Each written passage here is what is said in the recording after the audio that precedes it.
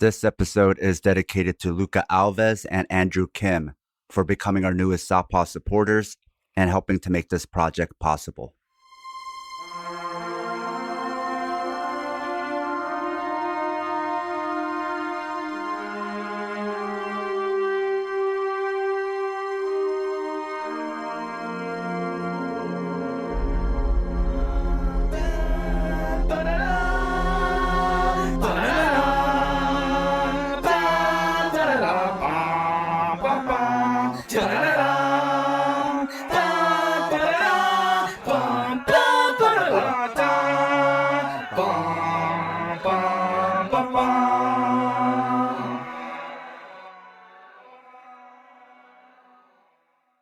We are back with Southpaw Deep Space Nine, where we analyze Deep Space Nine and Star Trek from a socialist, communist, liberatory perspective, episode by episode. I'm watching DS9 with fresh eyes, and Scott is the veteran Trek fan who knows more context about the show. We are working our way through season 1. We're trying to record right now, literally after our third massive shooting in 10 days, which might add extra emotion to this episode, but we're all pros, so we'll get through this. And fortunately, we're going to have some help this week because we actually have a special guest, historian Dr. James Robinson. He's going to help us analyze the second to last episode of season 1, Duet. James was previously on Southpaw episode 77, The Lost History of Worker Sports and the American Left. Welcome back, James. Hello. Great episode. Thank you. Appreciate it. James, can you tell the audience about your area of study? Sure. So my area of expertise is on the intersections between sports and social change and politics in the United States, 1920s through 1940s. And, in recent years, there's been a better effort by the left at connecting the two. But I go back and show that effort was going on a long time ago. People were making those connections, especially communists, socialists working in labor. You must be a fan of Beyond a Boundary by C.L.R. James. Oh, of course. That's a classic. C.L.R. James is one of the main influences in me turning to the left. Nice. Yeah, I mean, I never thought I would be interested in cricket. And it honestly took me a Bollywood movie to even understand the rules of the game. But yeah, it's fascinating, especially those issues of anti-colonial struggle and the terrain of sports. And then how did you get into Star Trek? So that's a hard question to answer because I've been watching Star Trek. Started when I was a kid with Next Generation and have watched all the series, every one of them at least a couple times. I've watched DS9, my favorite, 4 times through.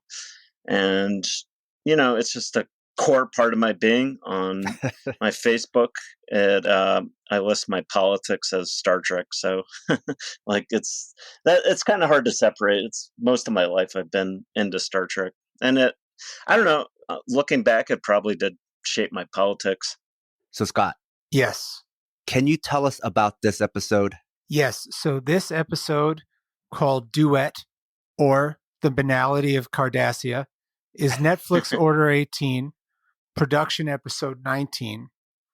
It's considered by many people to be one of the best Trek episodes of all time, top 5 Deep Space Nine of all time, and often considered to be one of the great episodes of TV. Unlike most of the episodes that we will see in the first season, this episode contains no ABC subplots.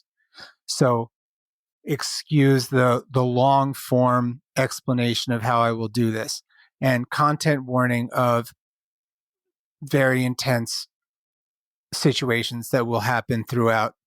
So be forewarned. We start. Kira and Dax are on the deck. A ship is ready to dock. Kobarian Rack Munis. Reveal they have a passenger on board with Colonora. Kira is clearly affected. Kira wants to meet the commander because Colonora is a disease that is connected to a mining accident at a Bajoran forced labor camp that Kira liberated. The survivors of that camp, Galatep, are symbols of strength and courage, and she is excited to meet a Bajoran comrade from there. Kira gets to the med bay, and the person being checked is a Cardassian named Aritza. Kira calls ops and says the patient, it must be a war criminal, and he tries to escape but is caught by security. The Cardassian feigns that he tried to escape because of Kira's hate in her eyes. This man is not on the list of escaped war criminals. Kira knows something is up. Sisko says she cannot do this. On what grounds? And she says that by him having this disease is really only endemic to people who are at the Galatep mines when there was an accident. And then she says that when they liberated, there were bodies. And what Kira saw haunts her to this day. Bajoran death was the last step of how they were treated there. Women were sexually assaulted in front of their children, forced to watch their husbands be humiliated, starved to death, old people buried alive because they could not work. Sisko says he will talk to the guest and does not let a crying Kira go. Sisko meets the man who asks when he will leave, denies that he is Colonor, has a similar disease, and denies being a Galatep, and was a clerk. He definitely has Colonor, it turns out, not this other disease. Bashir is positive. He was definitely at Galatep. The Bajarian Minister of State calls Sisko. Minister wants Sisko to bring the man to Bajor for a tribunal trial and wants Kira to take over the matter. Sisko meets Kira. He wants Odo to do the investigation. Kira is very upset, and Sisko thinks that she is not being objective, but promises as a friend that she will conduct as first officer. And Kira feels she owes it to the ones who moved too slowly and never moved again, and for all the Bajorans who can't ask to let a Bajoran to do the job. So Sisko allows. There is another Bajoran in the holding cell who seems to be a drunk guy. Odo does a background check and says the background check tracks. Kira sees Maritza, who makes a dig at the food, and Kira asks questions. Maritza claims that the prejudice that he is feeling. Maritza and Kira have a tete-a-tete. Maritza admits that he was a filing clerk at Galatep and says that he did not want to work and mentions Gul Darheel. Kira thinks that he is a liar. Maritza denies the horrors, says that nothing really bad happened. He talks of Gul Darheel. Victim blames Kira and says that Cardassians left the camp for politics and says Kira does not want truth but vengeance. We then see Gul Dukat and Sisko talking. Gul Dukat wants the man freed. Sisko wants to know who the person is, and the Cardassians downplay the pain and want the Cardassians to be released. They are still, the Cardassian politic is to deny that what they did and their oppression of the Bajorans was genocide, war crime, or anything of that nature. Dax and Kira meet, and Kira ponders if really she does want vengeance, and she says that she wants him punished, whether he was a file clerk or not. To be at a labor camp is guilt. Dax says vengeance is not enough. She meant Kira getting revenge won't be enough for her, just to clarify. Yeah. The info says that Maritza was a file clerk, and intel supposedly checks out. But they find a photo from Galatep to confirm this is not Maritza. They have someone else in there. It is not Maritza in captivity. It is Gul Darheel, the butcher of Galatep. Kira confronts him, and he quickly acts bold and nasty. He says, there are so many of the things that I did, and you can only kill me once. Kira is aware of this and upset about this. The War Crime Tribunal is put together for him. He claims that there was no war, that it was just doing what he had to do. He looked forward to getting caught. He loved being the butcher. He did what had to be done. He felt that blood made them clean, the Cardassians, that is. He admits to it all. and looks forward to the tribunal as they cannot undo what he did to the Bajorans, as the dead will still be dead. Odo tries to help Kira, and Kira wonders how many escaped Cardassian war criminals are at large. Odo figures something is not right, because earlier Darhiel recognizes that Kira was a resistance fighter, which Darhiel would not have known. She comes back to try to find out, and Gul comes off as a zealot and is pushing her. Galatep survivors come to Deep Space Nine. Quark shows empathy for like a little second, then makes a joke about selling stuff. Odo looks into it more and more. Bashir looks into the info, and Ducat calls and says, Darhiel is dead. He's buried in a monument. This is a plot to make Cardassians look bad, and gives Odo intel. Darhiel calls Kira a terrorist and asks how many innocents Kira killed. Nothing justifies genocide. What you call genocide, I call a day's work, Darhiel says. But Odo realizes that this man wanted to be caught, and he receives this death certificate of Gul Darhiel. Gul Darhiel is dead. And Gul Darhiel wouldn't have had Kalanora because he was receiving some sort of war trophy when that was happening. He never got the disease. He was not there. This person clearly retired recently and got his affairs in order and got caught on purpose. Bashir realizes and reveals that this person is Maritza and got his face changed. Kira tricks him into admitting that he is Maritza. He reveals that he couldn't bear the pain, that even though he was a clerk, he couldn't bear the atrocities, and realizes that Cartassia has to admit their guilt. And he feels that as this face, he has to martyr himself to create some sort of healing for what they did that he cannot live with. Kira cannot allow this and lets him leave. But as he is leaving, the Bajoran man from the holding cell kills Maritza, stabs him dead. Kira says they got the wrong person, and the Bajoran says he is a Cardassian. All right. So heavy stuff there. You know, the wildest thing about this episode was it was written as a bottle episode. What does that mean?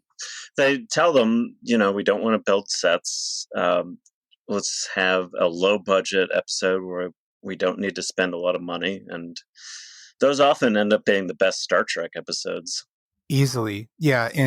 In Star Trek lore, they have the bottleneck episodes. And then sometimes they have, in other shows, they have episodes where you just get someone in a room. It's just a way to save money for the finale often. Yeah. Starting from the beginning, the scene with Kira and Odo chasing Maritza, Kira says he's a war criminal. Then shortly thereafter, the scene with Kira and Sisko drives home the direct parallel to the Holocaust for the audience. Right away, they're telling us this is a political episode, and they're going to be exploring what all of this means, along with asking us to question and challenge our beliefs, but also raising questions that we can't really answer. James, what are your initial thoughts about the premise of this episode and how well the Cardassian Empire maps onto actual world history, especially when talking about planets rather than regions on the same planet? Yeah, and that's a great question. At the fundamental level, I think the episode is what happens when war crimes go unpunished. The episode isn't about Nazi Germany or Imperial Japan because those countries lost wars. And at least the top level people were put on trial, even if the mid to low level ones were allowed to continue or were even used by the US during the Cold War as anti-communist. So this episode is about how imperialism goes largely unpunished. We could think about the US and Vietnam or Iraq or much of Latin America. The biggest one in my mind is Indonesia. So men like McNamara or Rumsfeld, are allowed to die peacefully in bed. The Dulles brothers. Yeah, the Dulles brothers are another great example of nothing ever happens to them. They never have to answer for their crimes. Some never die, like Kissinger. Yeah, seriously, I saw him made a comment today. I'm just like, seriously, dude, you're still around. Um, the writers probably were more thinking about European imperialism, so British Empire in Africa or India, Belgians in the Congo, French in Vietnam or West Africa, or even Imperial Germans in Namibia. I think the question that the character of Maritza brings up is, can a defeated empire actually reform if it never faces what happened? No. I think that's what the show is heading towards. So in the show, Cardassia is ruled by the Central Command, that is the military, it's the real power.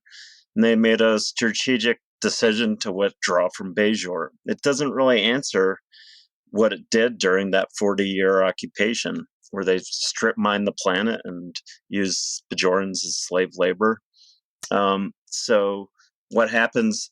I think the closest thing we can think of is probably the U.S. withdrawal from Vietnam or Iraq, where, you know, they withdraw, but the empire is still intact, and that's true of Cardassia too. Scott, I know this is an episode you were both looking forward to and dreading. Yeah, so I was introduced to this episode because I started watching Deep Space Nine when it came out. Then the first few episodes, I was like, I don't know. And then I was in Hebrew school, and the teacher of my Hebrew school, like I came from a Reformed Jewish background, so we would just go like learn stuff until we had our bar mitzvah or whatever. And the person teaching our class was not only a rabbi, but he was a lifelong trekker. I mean, he knew episodes of the original series front to back to front, and was often told to stop using Star Trek to explain Jewish issues and Jewish stories. And he was like, well, actually, I have the perfect thing. So he had us there. I'm like 14 years old. I think I had just smoked some weed with my friends. We're in the synagogue, and he shows us this episode, and every once in a while we're stopping to discuss what's going on. And I'm being like, stop pausing. Can we discuss later? Like, we need just like get this. And then by the end of the episode, we're all crying, and we're all just like, oh, I see. And then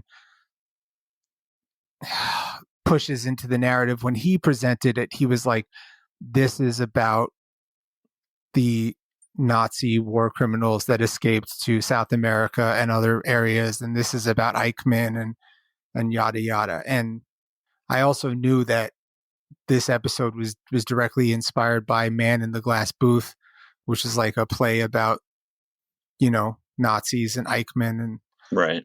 that stuff of that nature. So that was my experience, and I was dreading it because this is an episode that even my last couple rewatches, I was like, this is such a painful episode to do. You know, I watched this episode with my dad who got me into Trek. You know, my dad's been gone many years, so it was just a lot for me. But yeah, I knew that if I had a chance, this could be a real opportunity to unpack a lot of these things and help my own growth and navigate my positionalities and all this. Yeah. Because I'm selfish in trying to better myself. Unlike the writers of DS9, for most Americans, when they think of fascism and oppression, they immediately think of Nazi Germany. Right. But because we are talking about space and planets, when you think about a more powerful alien force you've never seen before come to settle on your homeworld, this to me more resembles colonialism. Absolutely. Oh, absolutely. To James's point, you can even look at Vietnam then from a colonialist lens. But even the term empire in Trek conjures parallels to colonialism. And I'd say the way Western history is taught and presented, it's much more like how Cardassia teaches history because it's made heroes of the colonizers. For Nazis to be the only parallel Americans can draw means everything else has been written like the great history of the Cardassian Empire. That's the horror for me. The US is looking at Nazi Germany when they, as far as an alien force, settling, occupying, genociding the quote unquote natives, which is a line we've heard in DS9, Mm-hmm. that resembles the history of the US. And it blows my mind. Most Americans, even some DS9 fans, aren't aware of that.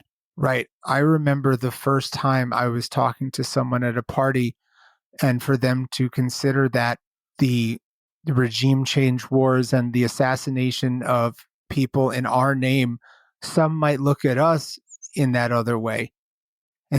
And someone called me a postmodernist F word, the slur. Wow, that's very specific. I know. And I was like, all right, fuck you. But to understand that, yeah, when I was 13, the only context I could know was Hitler, Right. because that was all I knew. I didn't know about the other contexts in other parts of the world where people experience these horrors.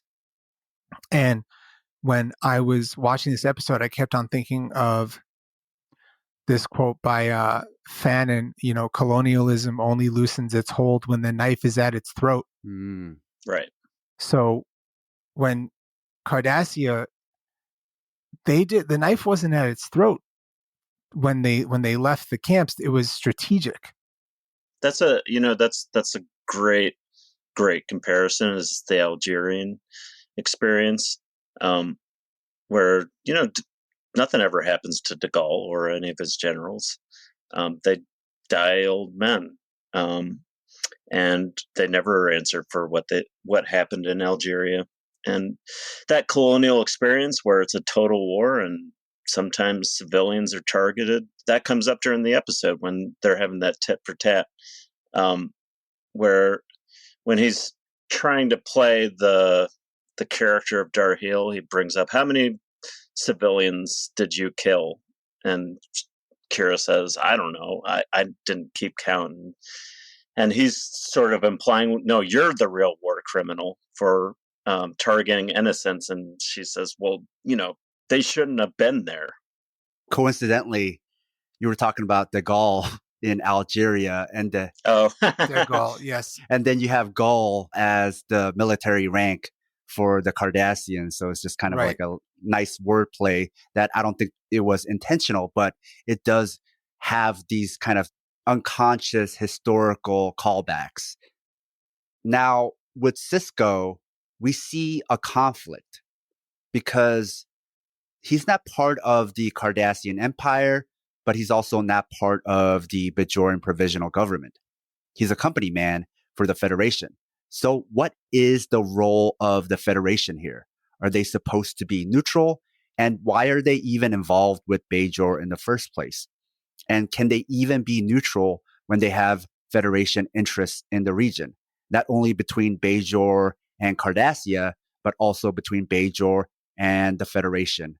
I mean, from the show, I always got the impression when the Cardassians withdrew is for some larger strategic position, but once the wormhole is discovered, they're ready to come right back. The only thing stopping them is the Federation.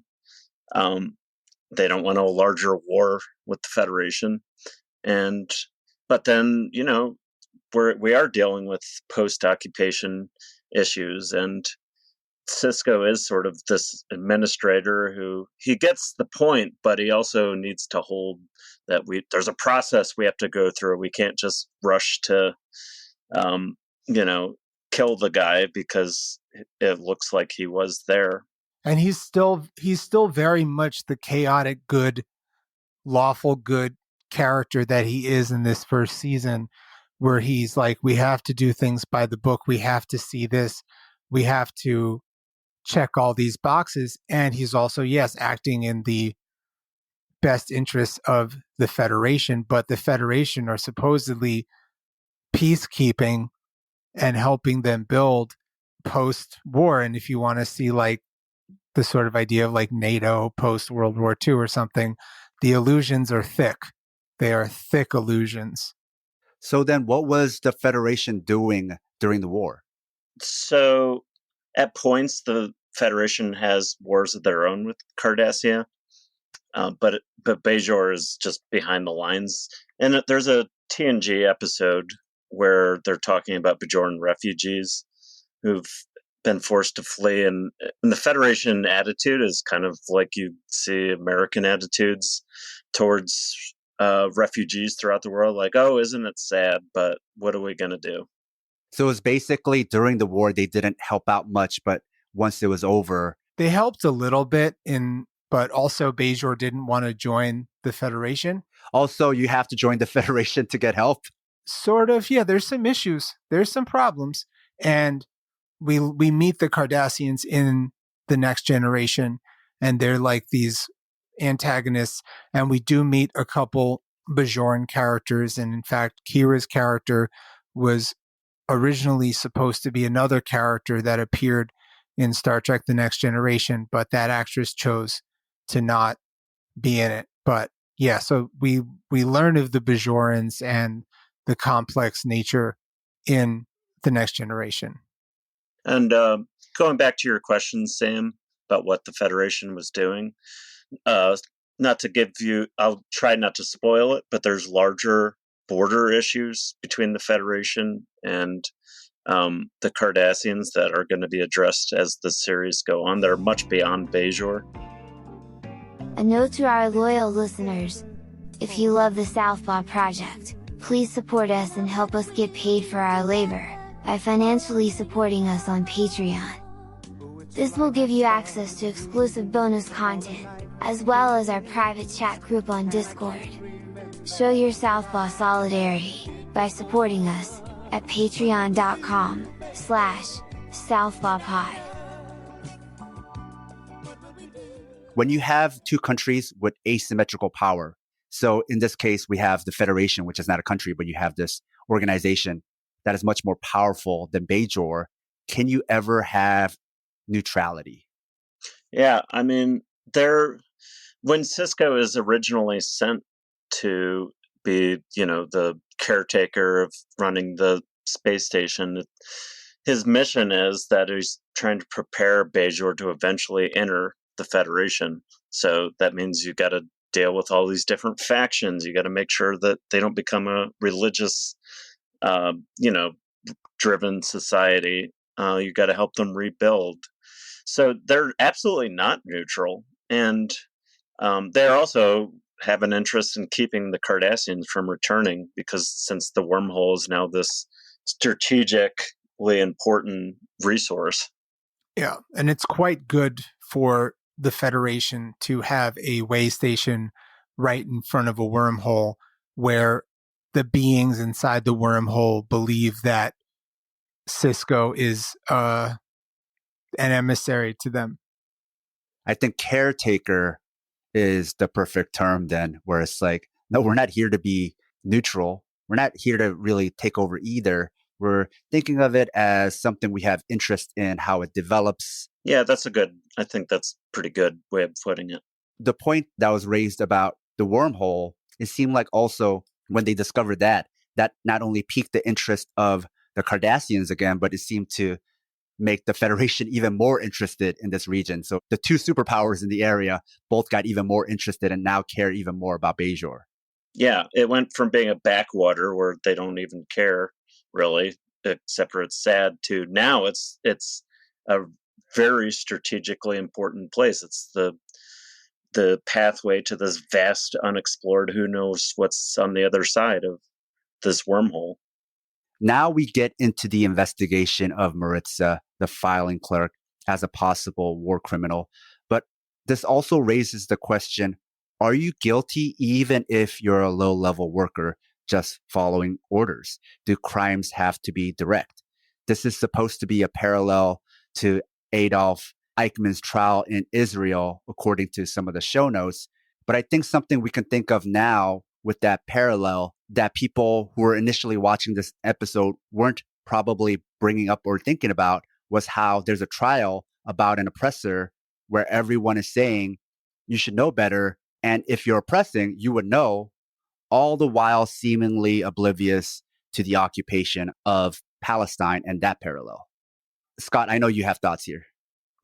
Oh, I absolutely do. And these are thoughts that have gotten me excommunicated from certain members of my family, because even the most supposedly virulent progressive or liberal, sometimes when you just say the word Palestine or say the word Israel, Palestine, or conflict, you get this Pavlovian, response of, oh, well, we don't talk about that, or don't make people upset, or no, no, no. But yeah,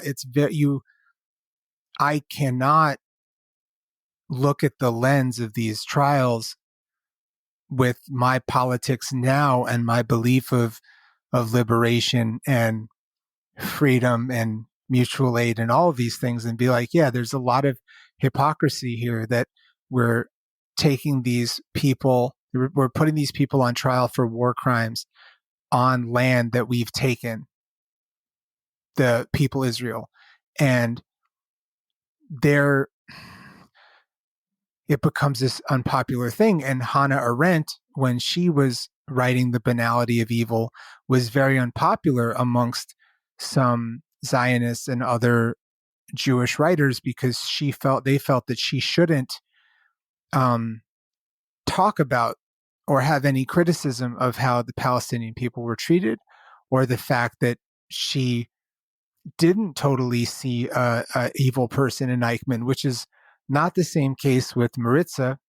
Just saw someone that was doing their job, but what Eichmann's job was fucking murder.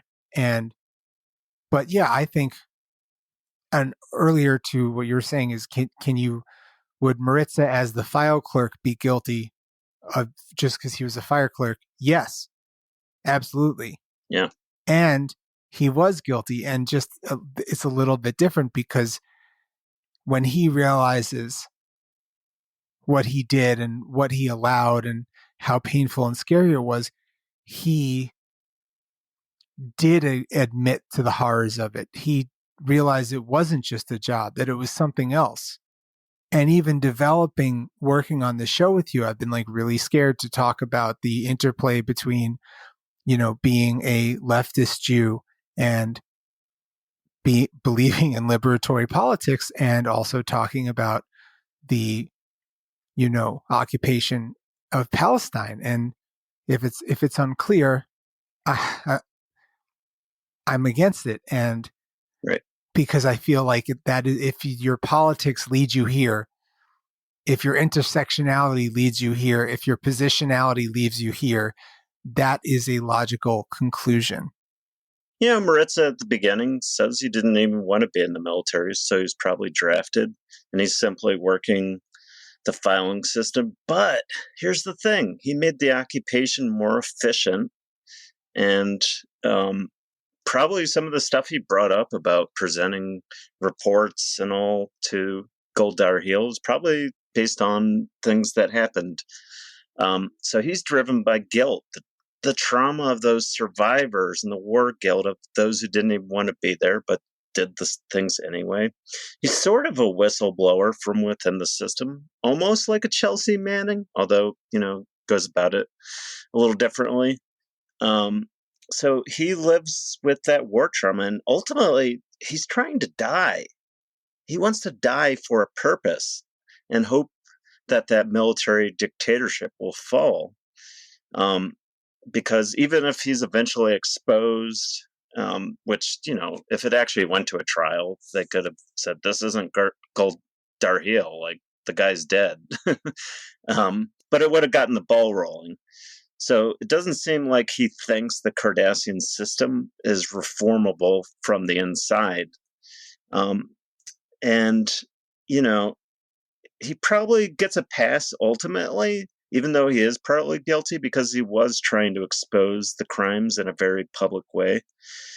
And he says, when he's Goldar Hill, in this line of great Cardassian monologues that you'll see in this show, how taking Bajor's resources was the moral position for Cardassia, which is probably something he heard Goldar Hill say. So, I think absolutely, he is partly guilty, even if he wasn't pulling the trigger, even if he wasn't running it. Even these little Eichmanns make genocide just as possible as the actual soldiers.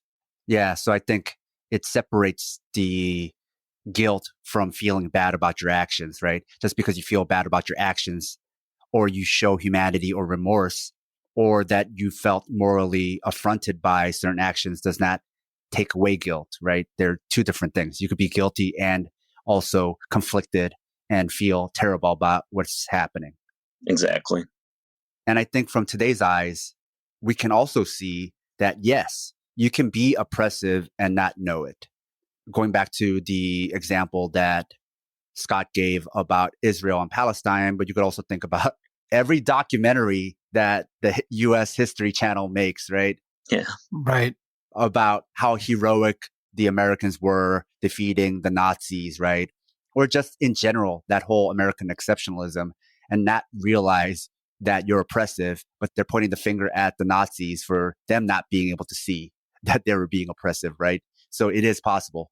And just like happened in real history, your Maritzas of the world, your low-level Nazis, they never faced any repercussions at all. Your low-level to mid-level guys continued on in West Germany because they were anti-communist. Maybe even some of the higher level people, right? Yeah, that's true. They ended up in NASA. Oh, yeah, this is really very heavy stuff, and I'm pretty sure my Hebrew school teacher would not be happy with me. I remember. Oh, no.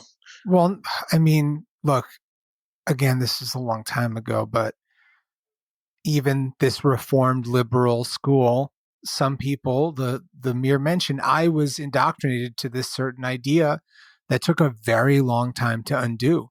It was one of the last steps in fully realizing my morals and ethics and values of intersectionality and liberation and just practice, which is the framework that I practice social work and all of these natures. And yeah, the idea that the people that are putting Eichmann on trial possibly being oppressors as well was definitely not a suggestion thought by these writers. And also, I don't think the Bajorans they translate to just be, Jews. That there are many different archetypes of people.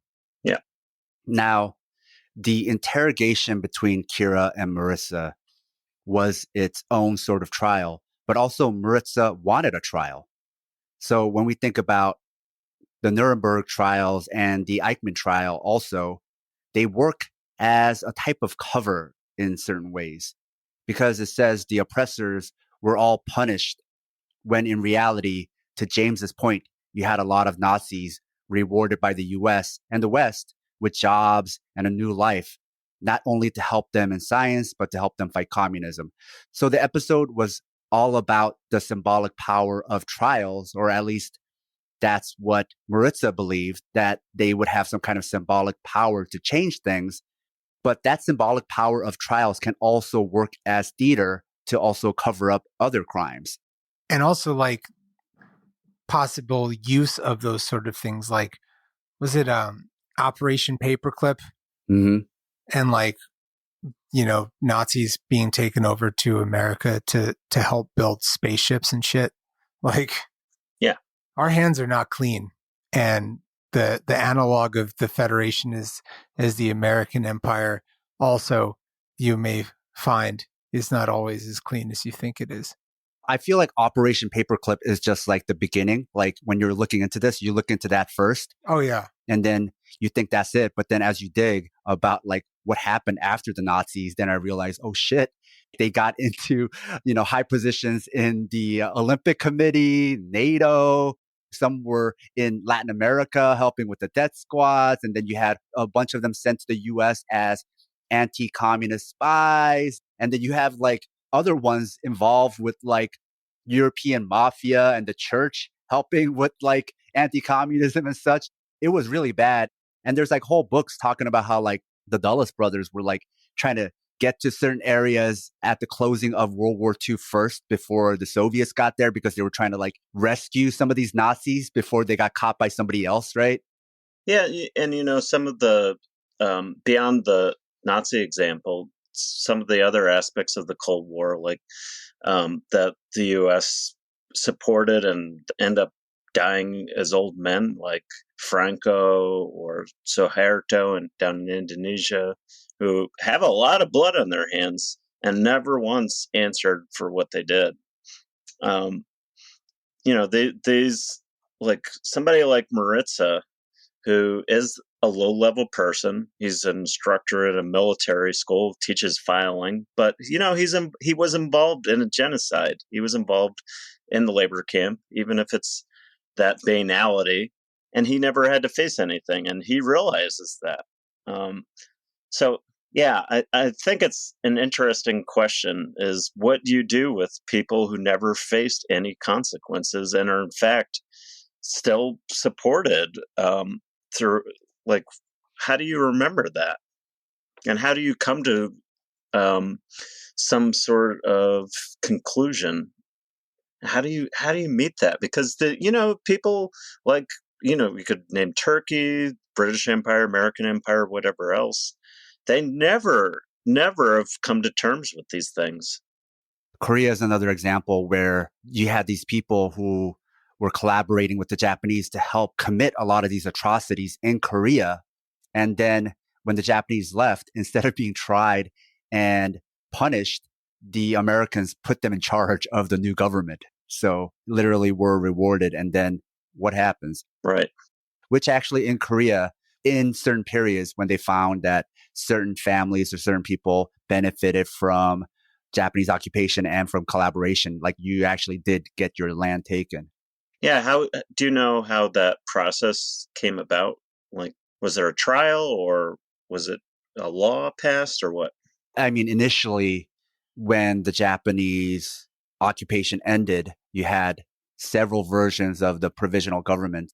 I don't know what their process was, but they already knew who the collaborators were. Right, sure. So they started taking their land, which is funny. It's like they weren't even communist governments. So a lot of times when the Koreans like, oh, the communists took our land, it's like they're kind of telling on themselves because those are the provisional governments taking your land. Then you're kind of ratting yourself out saying that you came from a family of collaborators, right? So there was that initial period of that happening. Later on, there was the Truth and Reconciliation Act. And then from there, one of the things they were looking at were collaborators. So a lot of that happened after that.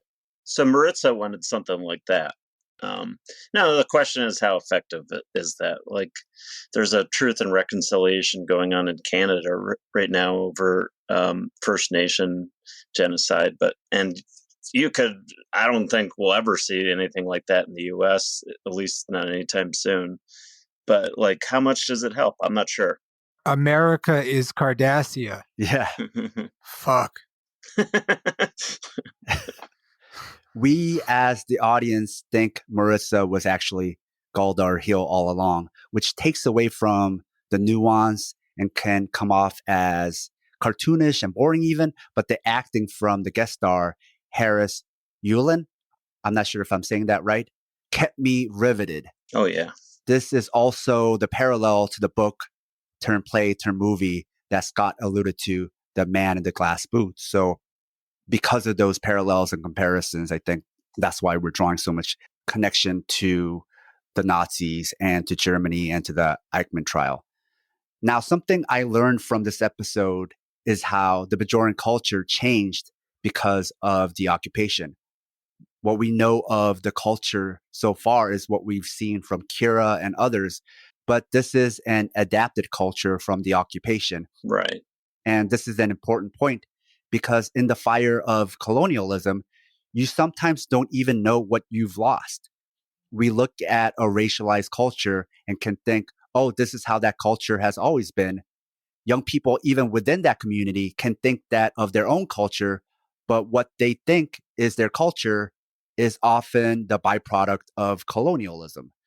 That was a little small line in this episode, but I think it's an important one to think about, that often culture, especially for racialized people, is the byproduct of colonialism or occupation or war. Absolutely. So in the TNG episode where they introduced the Bajorans, Captain Picard says that they had a flourishing civilization when humans weren't even standing upright yet, and they were second to none in philosophy and art. But then this occupation happens. There's some novels. There's 3 novels that deal with how the occupation happens and the suppression of literature and sort of a casting away of old caste systems which will be explored later in the series. So, thinking about the character of Kira. So Kira comes around to killing somebody after the war is over is wrong. So when Maritza is killed, she says, it's not enough that for him to die just because he's a Cardassian. But she probably would have been okay with that murder had it happened during the occupation. And she probably did do murders like that during the occupation. Absolutely. And she comes around that she's trying to break the cycle of trying to destroy that old system. She fought in the resistance since she was 12. She took everything she could. Yet she does feel bad. She does mention that she feels bad about killing the civilians, but it's an anti-colonial war, and that's just a fact. You need to do really ugly things to uproot the colonial regime. Killing civilians, planting bombs. Like, if you ever seen, what is it, the Battle of Algiers? Like, Yes. Right. They're shooting cops. like they're not, they're setting up bombs in cafes. Like, when you're talking about an anti-colonial war, like everybody's a target. And it's hard. It's even hard for me to picture them doing DS9 just a few years later after 9/11. I think it would be very hard to do. Yeah. Like, when one of the main characters is self-described as a terrorist. Now, after confronting Maritza of being Gul Dar heel, we see Kira go to Odo for solace. This is something that's happened several times in season 1. It very much feels like Kira is closest to Odo, but not only feels like that, but she basically has said that in other episodes. They also have similar personalities and dispositions.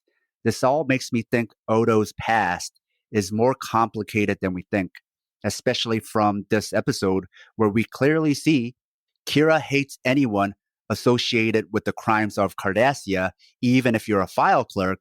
But we also see Kira likes, trusts, and feels a kinship with Odo, at least in this season. I don't know if that changes later on. There's even a line about how they both know how bad Cardassians are. This is a long aside to say if we are to trust Kira, Odo is not simply a reformed baddie. The character, the mystery of his past, and his relationship with Kira and even other Bajorans make Odo really complex and a really interesting character for me. The subtle performance I also want to give a shout out for by the actor who plays Odo was also excellent in this episode. Rene Bourgeois. Okay, because I didn't want to say that name. Because he also drove home that he was not really a friend of the Cardassians either. In some of the lines he says, but also just some of that understated performance. You could tell he did not like them. So he's a cop, and he was trying to live up to his notions of justice. Earlier on in the season, he's coming up against, he's got to play by the rules, and the Federation does justice a little differently. Yet he recognized the brutality and lack of justice during the occupation, and I think Kira respects that. And without giving anything away that happens later, like they both lived, they saw the occupation, and the rest of the senior staff, they didn't see it up close. They saw the aftermath. They did have a reveal this season that Odo, for some part of his life, was held in captivity in some kind of lab by the Bajorans also. So that makes it even more complicated. Yeah. Is his role the same role that Worf had in The Next Generation, like the chief security officer? Sorta, except for you got to remember Deep Space Nine is more like a town than a ship. So he's more like the local cop than Worf would have been, like, your bouncer or whatever. As my friend Alan texted me, he's like, "Oh, I always called Odo the thin goo line." So I like that scene when he's talking to Gul Dukat, and he's pretty much like to Gul Dukat, like, dude, you're a creep.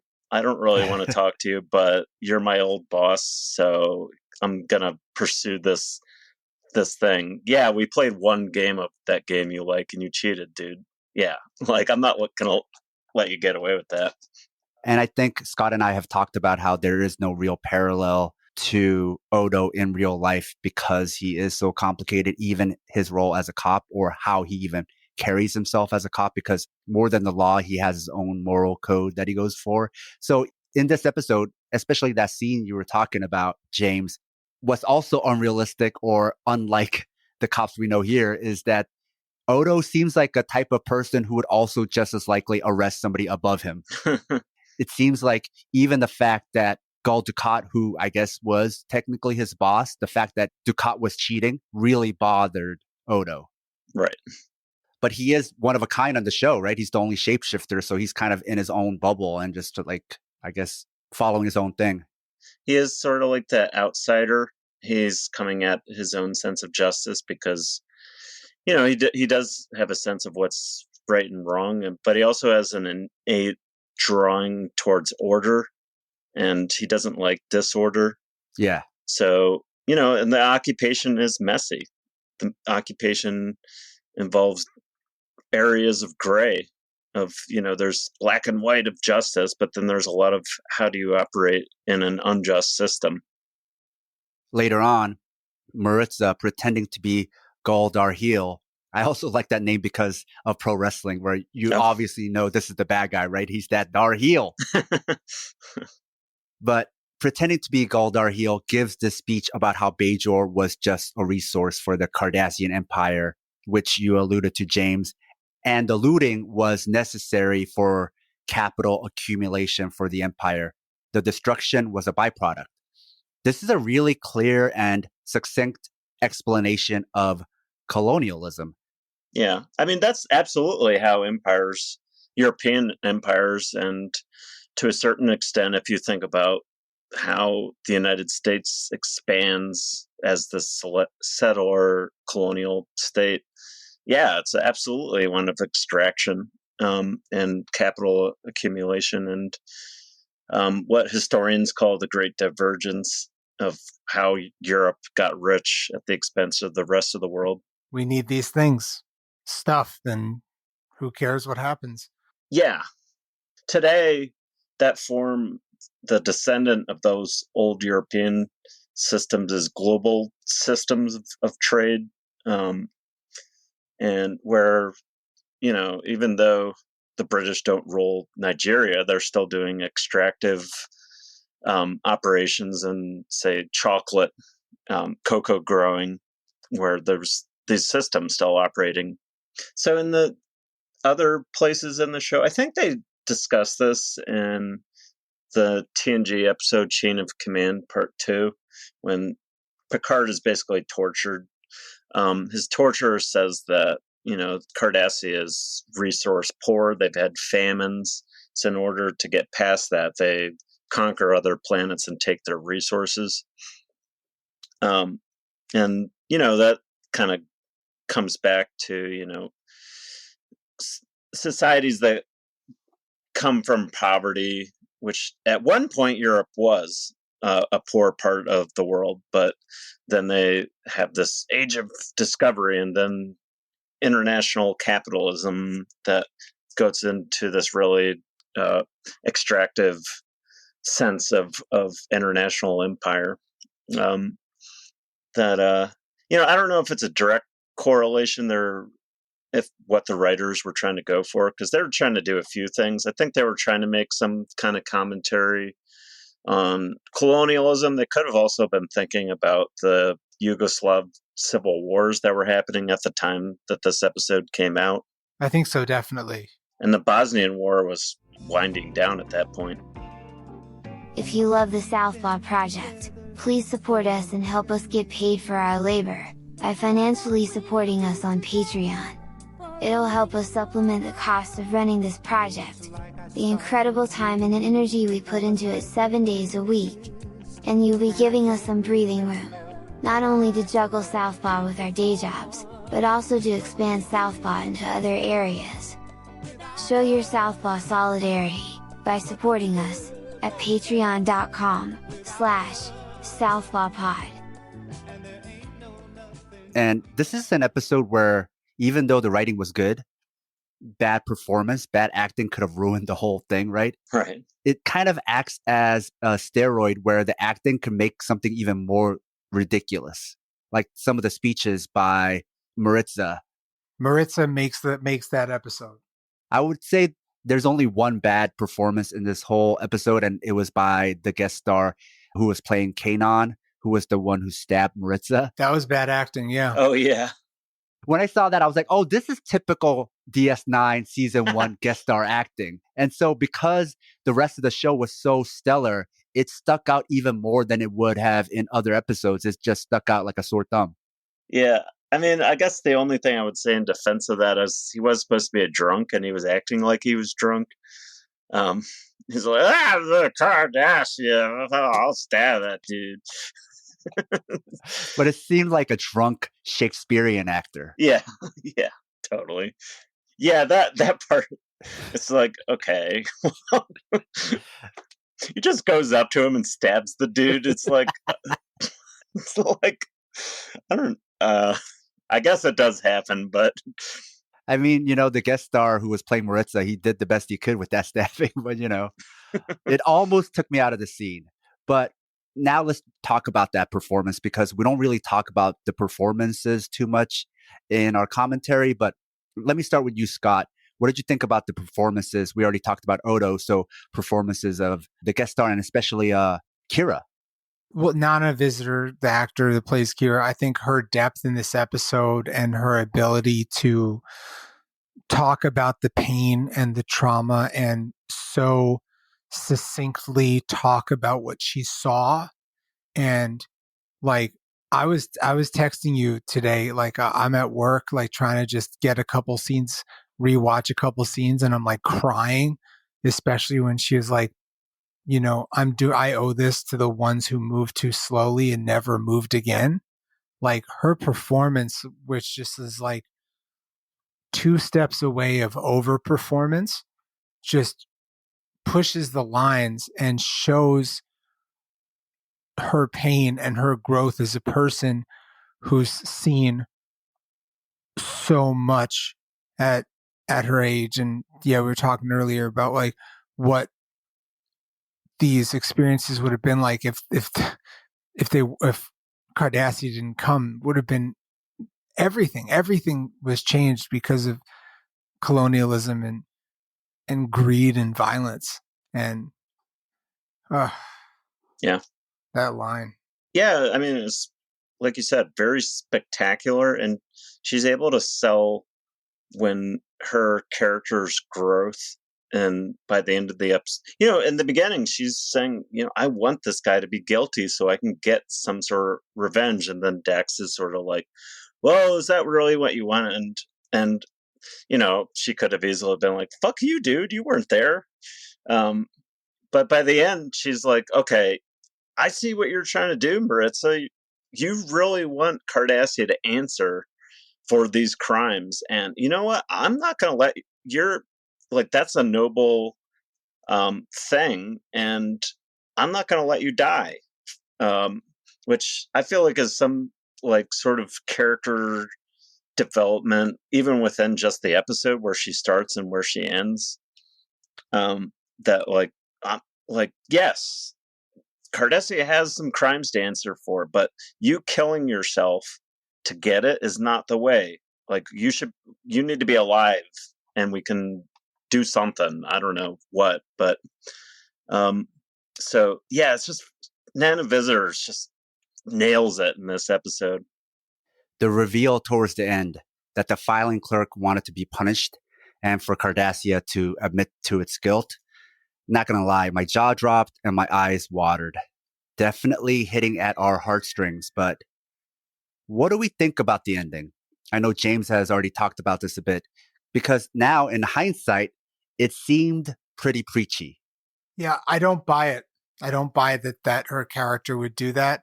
The last 4 minutes of that episode really bugged me out. Okay, so it wasn't just me. No. It didn't bug me initially. It bugged me after I watched it. Then I thought about it because it was purposely trying to make me feel emotional, right? So it did that. But then once the emotions died down, right? Then I was like, wait a minute. Like, that doesn't seem like Kira. Yeah, I don't think she would have been as friendly toward him at the end. I could see her letting him go. I don't. I think that she would have acknowledged and respected what he was doing because she would do something like that for her people. She would commit suicide by cop for the people of Bejor, and he's trying to make right something and reveal the atrocities that Cardassia is still denying. So I think she would have been like, I respect it. Do what you got to do.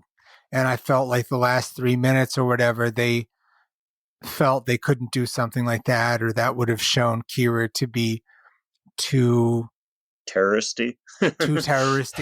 I mean, in a previous episode, she was willing to burn down somebody's whole house to get them out. Yeah. And this was a Bajoran, right? That's a great connection because that does feed into her character development, that she is trying to like move past being a resistance fighter towards that new Bejor. And maybe that's part of what they're trying to get at here. Yeah. It's a little too much growth, a little too fast. Have either of you seen the film Blue Collar? Mm-mm. Well, it's a Paul Schrader film who wrote Taxi Driver. He directed this movie, and it's Yaphet Kotto, Harvey Keitel, and Richard Pryor, who work in a factory, and it's about unions and factory towns. And oh, I have seen that. It reminds me of the final scene, and in that there's this sort of switch that just doesn't quite make sense, but does help wrap a bow around it. I recommend everyone, if we ever do a Southpaw Cinema Club, like I have movies, and I'm sure everyone else does as well. I think that's what I was trying to say by preachy, right? Right. Yeah. Meaning the ending, she stepped out of character to give us like a PSA, but it's like, that's not really Kira. That's like the writers giving us some PSA. I mean, it is sudden to just release the guy. He was there. Like, he was part of it.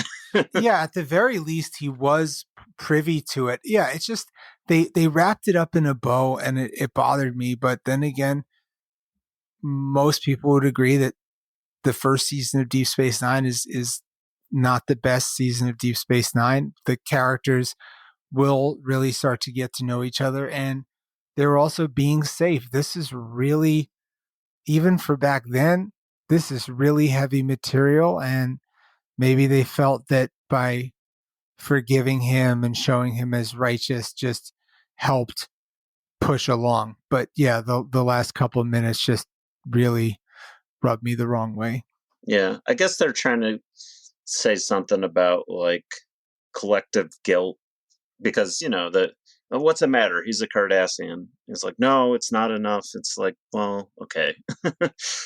He was there. He was a file clerk to make the labor camp more efficient. And I think connecting back to something that Dax said, and a lot of things that Maritza said about you and I were the same. I think it was trying to drive home this point about cycle of violence, seemed like the theme.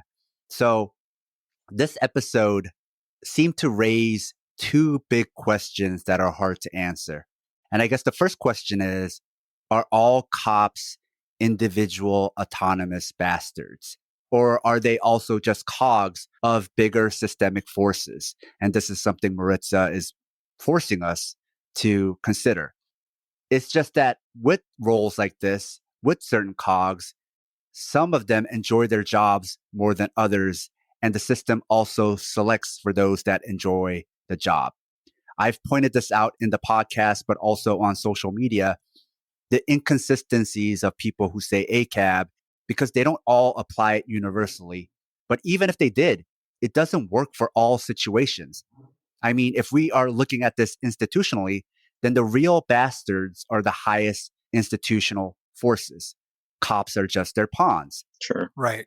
I've pointed out how some American ACABers recognize this for soldiers and also even other agency members that work outside of the US. Or sometimes they think those systems are good if they point their violence outside of the US. Now, why they have a different standard for what happens outside of the border than within, there are BIPOC scholars who are better at dissecting that than I am. And there definitely is study of this. But what I will add is that even progressives could hold nativist and xenophobic defaults that they're unconscious to. And believe me, many do. And another example I could give is like of Jeff Bezos. I'm sure he has warehouse managers and middle managers who are awful, but we all realize the systemic force here is Bezos, right? Not those lower level managers, right? They're part of it too, but we all think to Bezos. So we hold a different standard for Amazon than we do for other systems. So, yes. Right. But this episode is asking us to look at Marissa as a cog caught up in a bigger system of oppression. And that's even how Kira eventually looks at Maritza, but also how she looks at Cardassians' changes, that they're not all equally guilty and that they all don't have equal power in the system. So how do we look at individuals within a systemic problem? Yeah, I mean, it kind of what you're alluding to, where there's levels of bastardness and how much power you might have. Like Gul Dukat, who's the overseer of all of Bajor, has a lot of bastard power. Gul Darheel has some particularly nasty and specific bastard power. So, yeah, maybe Maritza doesn't have as much, but he's still, he's part of that. I mean, there is individuals. He didn't come into the situation looking to do anything but be a file clerk, and he didn't even want to be in the military, but he still did it. He's still there. He witnessed these things, and he still did his job every day, and he was very good at it. I guess the double standard I would bring up then, I'm not saying that I feel one way or another. I'm not even revealing what I really feel about this. I'm just pointing out inconsistencies, how a lot of Americans, even leftists, might think about this. Oh, yeah, absolutely. Absolutely. They might agree with you here, but then if you say, well, if that's the case, then should certain ex-military U.S. soldiers go face their crimes in Afghanistan? Or should some soldiers, ex-military, have gone back to Vietnam for their crimes, right? If it works one way, it's bidirectional, right? If Maritza is guilty, then these military people are also guilty, but I know a lot of people will say they're not. So then that's why I'm saying these rules that we have, we're not going to be consistent with them. Yeah, absolutely not. And they're clunky and they're messy and they don't work in every direction. So that's why I don't even like absolute terms like that, because everybody's going to be a hypocrite. Yeah. And like you said, when we're talking about wars, there's a lot of times the lower level people will mostly get away with whatever they do because they weren't in charge or whatever, or they'll be made into examples, like the people in the Abu Ghraib scandal. It's just a few bad apples. It doesn't go all the way up to Rumsfeld as a systematic policy of torture. It's like, well, really? I mean, there were ex-prison guards of private prisons in the U.S. They didn't come into this. Like, they learned from these systems. And then you also have situations where it's like when we had the draft, right? Then you could make a case and be charitable and say, well, some of these people didn't choose to go off and be forced to kill people, right? Yes. But then nobody is forcing you to do sexual assault. Yep. Yet we all know U.S. war and interventions are full of sexual assault. I would say 99.9999% of these sexual assaulters never faced any punishment for their crimes. And that's on them, right? And these imperial cops, much like domestic cops, have their own thin blue wall of silence. They have each other's backs. They follow their own laws. So this is another reason why their crimes go unpunished. And just like domestically, BIPOC victims never get justice. And instead, they're victim blamed to say you need these types of cops to police you because you obviously are not fit to govern yourself. So then what do we think about that, right? Like, even if Americans, or you consider yourself a leftist and it's like, I've put away all the baggage of how I was before. It's like, nah, dude, you probably still have a lot of nativism and like US nationalism and even, Right. Certain white supremacy because others, those not of you, you're okay with punishing. Others, you're saying it's okay for you to say they're all bastards. Or if it's domestic, people harming you domestically, one of your own, then they're bastards, right?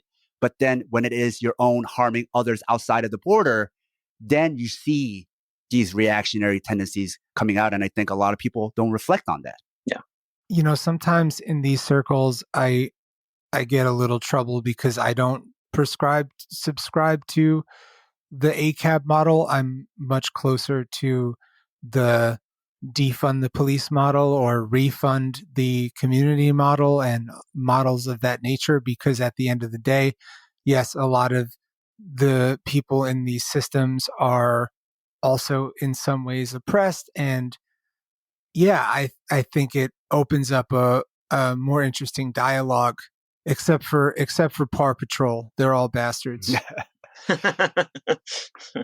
Here's the thing, right? Some people might look at your stance and be like, oh, you're not going far enough. But actually, the reason why you're doing that is because you want to stay consistent, right? You want to just be like, I'm like this overall. I want to be restorative, right? Right. Whereas a lot of people who might attack you for that, they're not being consistent. Sure. And then you look at how they're being inconsistent and they're actually oftentimes much more problematic or might have racist tendencies that you don't. I hope so. I like to think that, these are my values. These are the things that I spend a lot of time thinking about, reading about, but I believe in restorative justice. I believe in restoration. I believe in prison abolition. I believe in changing these systems because these systems don't work and they must be changed. And the ACAB trademark thing just doesn't work for me. It just doesn't. And not like, oh, I know some good cops or like blah, blah, blah. It's just too absolute. It's too absolute. And just the growth for it just doesn't work for me. I don't know. With the ACAB stuff, I guess I've always thought of it as it's an attack on the job as more than the individual. Like they can cease to be a bastard, quote unquote, if they stop doing the job or if they quit or whatever. But because it's more the role than what any individual. And yes, they, like you said earlier, they do self-select a bit more. But I don't disagree with anything you said. Like I also believe in restorative justice. It's just the way that the police are set up right now. That's not really their role. I think you indirectly raised a good point in that you don't necessarily need theory, but like with these terms like ACAB, and that's just an example. But I think in general, when you think about your politics and these slogans that you say, or these maxims that you stand by, or these seemingly beliefs that you expound, I think it's important to sit down and reflect and think, what do I really mean by this? And this is something we talked about in previous episodes where Scott himself talked about his own dark night of the soul, where he had to think about his own values and right. Are my thoughts my own? Are these beliefs? Do I even believe these beliefs? What do I mean by these beliefs, right? Mm-hmm. That's something more from like regular philosophy and also from therapy. Yeah. And I think those are things that leftists can also apply, that maybe, you can't learn everything just from other leftists. You can pull from other disciplines. And I think it's important to reflect on what you actually believe. What do you mean by these things that you say? These things that you've heard, what does that mean? When you hear something like ACAB, are you talking about every individual, or are you talking about that role? And is that role, right, specifically cops, that job, or is that also a metaphor? Right. A lot of times people saying a lot of the same things are speaking past each other, not even realizing they're talking about different things. Yeah. It's not just about theory. It's also about reflection and self-reflection. Which is why I also use the defund as the language of that, because as a symbol, that works for me better. It gets to the point that you're trying to make better than ACAB. Yeah. Makes sense. I keep thinking about the bad actor drunk guy coming up and stabbing him just for being a Cardassian. It's like, I mean, I get that he's an old man and he wasn't good at dodging the stab, but I guess Garrick has never been attempted stabbed by that drunk dude because he lives on the station. I know. I thought about that and also thought about Odo's right there. Yeah. If he's just as bad as we're supposed to think he is, why didn't you just stab him too? Yeah. There's holes. Now, going back to what we were talking about with it ending preachy, and to be fair, because it's raising another question, which is hard to answer, which is, what is the path forward? I think this is easier to solve in fictional works because it can never be as messy as real life. But also fiction is much more black and white. Here are the good guys and here are the bad guys. But in real life, not only is nothing that clear cut, but also, as we talked about in past episodes and what we just talked about, our beliefs can be manufactured. So there might not even be a clear agreement on who is the oppressor and who is the victim. Or as we've seen in history, but also the colonial history this episode has alluded to, the popular opinion can be that the oppressors were the good guys, other than the Nazis, of course. Right. So this episode is saying, well, you can't just keep hating and killing. But it's not simply about stopping the violence, but it's also about justice. And what does that justice look like? And when you don't have agreement on that, the violence will continue. Of course, asymmetrically, because you never have two parties with equal power. Also, hating and wanting to kill and hating the person killing you are also not the same. So the problem isn't that there's violence. The problem is that there is no agreement on what does justice look like. Yeah, I think the writers were definitely playing on those cycles of violence, probably in response to Yugoslavia, the civil wars. They're probably also alluding to Israel-Palestine. Although, who knows how directly. And, it could also be looking at any number of ethnic conflicts in the world, because it is supposed to be like the Federation's the U.S., according to the writers, and then Bajorans and Cardassians are some other group that hates each other and have been, quote unquote, fighting for thousands of years, quote unquote. Is there anything that we've missed that either of you want to bring up? There is a very short scene that they slipped into this episode that sets up a major plot point for the next episode. Just so you know, so you can look for it. It's very short. Is it with a certain guest star that we saw briefly? Yes. Very briefly. Sometimes you see a guest star and you're like, this isn't like an extra. This is an actual guest star. Right. Yeah, and sometimes I actually forgot that person was in it until I saw it. I was like, oh, right, that's this episode. Well, this about wraps it up. Thanks for coming on the show, James. Is there anything you're working on that you wanted to plug?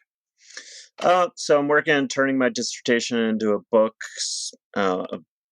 that'll explore radical involvement in organizing sports, particularly in labor in the 1920s through 40s. Look out for it from Rutgers University Press in the next year or two. Awesome. Do you have a working title?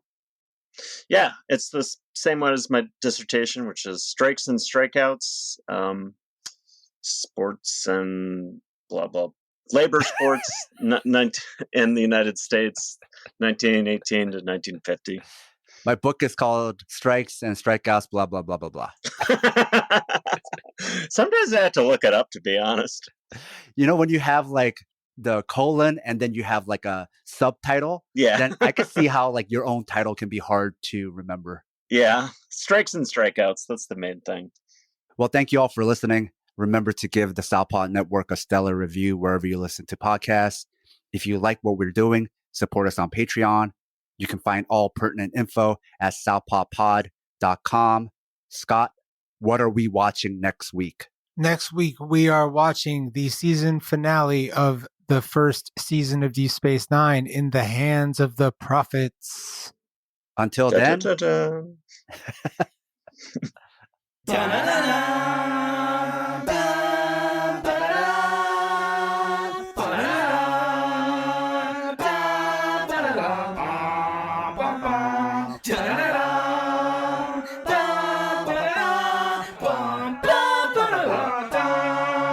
Bum, bum, bum, bum.